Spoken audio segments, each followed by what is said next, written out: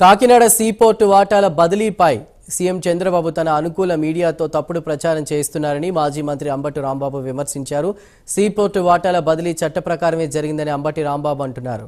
ఇక పీడీఎస్ బియ్యం పేరుతో డిప్యూటీ సీఎం పవన్ కళ్యాణ్ హడావిడి చేస్తే చంద్రబాబు ఇప్పుడు ఏకంగా పోర్టుకే ఎసరు పెట్టేలా తెర వెనుక ప్రయత్నాలు చేస్తున్నారని అంబటి రాంబాబు ఆరోపించారు. ఏదో జరిగిపోయిందంటూ కట్టుకథలు రాయిస్తున్నారని, అబద్ధాలతో ప్రజలను నమ్మించాలని ప్రయత్నిస్తున్నారని అంబటి రాంబాబు అన్నారు. ఏదో ఒక విధంగా వైఎస్ఆర్ కాంగ్రెస్ పార్టీ నాయకుల్ని కానీ వైఎస్ఆర్ కాంగ్రెస్ పార్టీకి సంబంధించినటువంటి సంస్థలను కానీ ఇబ్బంది పెట్టాలనే దుర్బుద్ధితో ప్రయత్నం చేసే కార్యక్రమంలోనే అరబిందో ఫార్మ్స్ని కూడా ఇబ్బంది పెట్టే కార్యక్రమంలో కేవీ రావు గారిని ఉపయోగించుకొని అడ్డం పెట్టుకొని ఈ కార్యక్రమాన్ని చేస్తున్నారు. ఇది ఫ్యాక్ట్ అండి. కంపెనీలు ఎన్ని మారుతున్నాయి, ఎంతమంది షేర్లు అమ్ముకుంటున్నారు. చంద్రబాబు అమ్ముకోలేదా? చంద్రబాబు అమ్ముకున్నా లేదా? అక్కడ దగ్గర రామోజీరావు గారు తమ షేర్లు అమ్ముకోలేదా? నాకు తెలియకడుగుతా.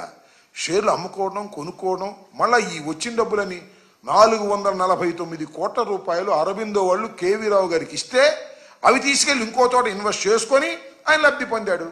ప్రభుత్వానికి 20% వాటా ఉంది.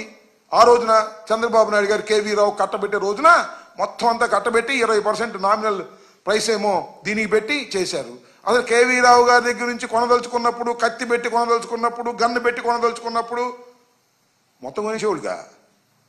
51% కొనేస్తే మొత్తం అంతా వెళదే కదా.